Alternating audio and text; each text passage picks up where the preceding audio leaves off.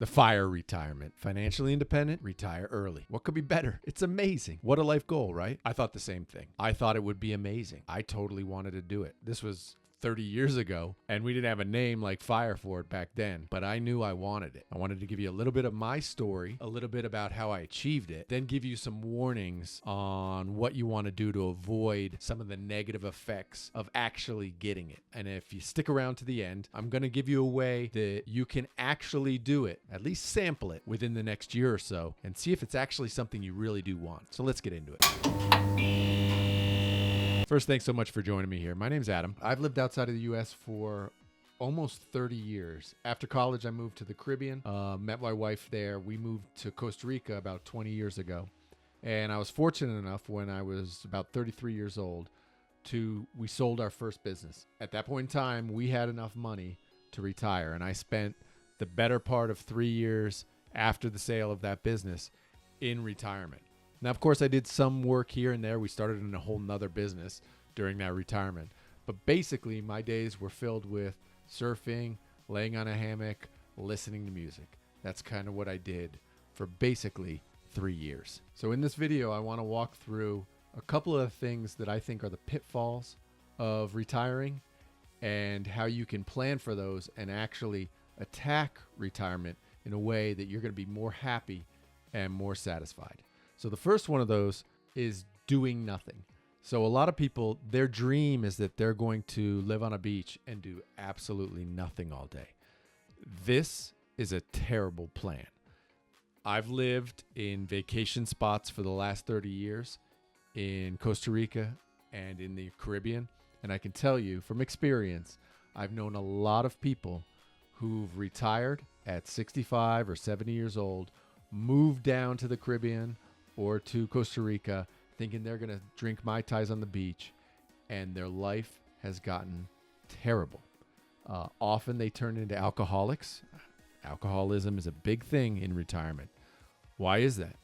Man's worked his entire life. He's grinded his job. He's raised kids, had a family. He just wants to stop working, live the dream, sit on a beach, and hang out. Well, guess what? He's worked for 40 years. He's gone to a job. And then one day he stops that job. What happens? He goes, sits on the beach, has fun, parties. But guess what? After a month or so of that, or 2 months, or 3 months, or 6 months, you get bored. You have no life purpose.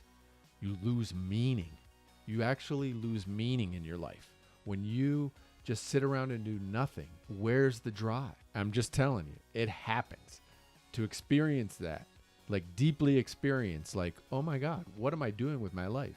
You might be thinking to yourself, that's never going to bother me, dude. No worries. I could do that forever. Trust me. Depression often sets in. That compounds with the drinking or the smoking of weed or whatever you may be doing at that time. Life can get really dark when that happens. Doing nothing is not a great plan. Along with doing nothing, not having a work, a career, a job, a purpose. That's number two, the second big thing, not having a purpose. Most people, when they're doing a job or working their whole life, that becomes their purpose. Something to get up and go and do every day, even if you hate it. Even if you're a waitress and you're like, God, I hate this. Well, guess what? You interact with people. You're out there. You're working. You're doing. You're accomplishing. Even if it's kind of mundane, you're making an impact in the world. I'll give you an example. When I retired, I thought I had hit the jackpot. We sold a business. I had enough money where I didn't have to work again. What did I do with my time? I started surfing, and I surfed a lot. I would surf it. I'd get up in the morning. I'd go surfing. In the afternoon, I'd go surfing. I was surfing 4 or 5 hours a day. In between that, I would sit on the internet and play with stocks and do this sort of stuff. Okay, this is really common and something that should be avoided for most people. And I would just do that every single day. It was great, like really, really great for a while, like maybe a year. But after that, I started getting agitated with my wife and our life. We had a lot of dogs. We were taking care of animals. We were having a rescue foundation with our animals.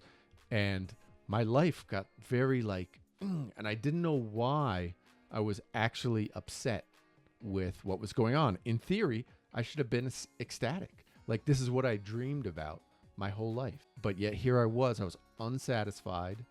Even though I was doing what I wanted, I got to do whatever I wanted every single day. But my brain was literally chewing on itself like a dog chasing its tail, saying, what's my purpose? What's my purpose here? I mean, I did get a lot of satisfaction from surfing, and honestly, surfing probably like saved my life because it was something that I could hold on to. But without the day-to-day 9-to-5 job and the day-to-day work involved in doing the business, I basically went a little bit insane.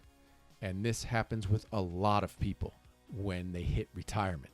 They're completely unprepared for the void that's left of not having to go to work every day. One other thing I wanted to talk about in the whole kind of f.i.r.e. program is this idea of frugality and super frugality that I see from a lot of the programming and what they talk about.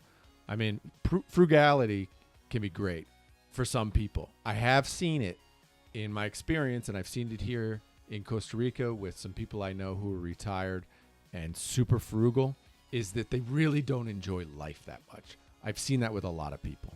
I'm not saying you can't, and I'm not saying there aren't exceptions, because there certainly are. But I'm just saying what I've seen. And what I've seen is people who went into super frugal mindsets basically can't get out of those mindsets.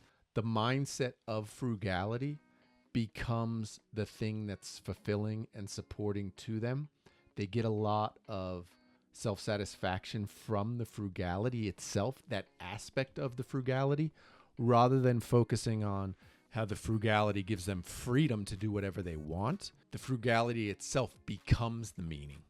And I caution you against that, because that in and of itself, you become like the Scrooge, right? Where it's just, or I don't know, the thing from the Hobbit, mine, my precious. I mean, you just become that, where the frugality itself is the thing.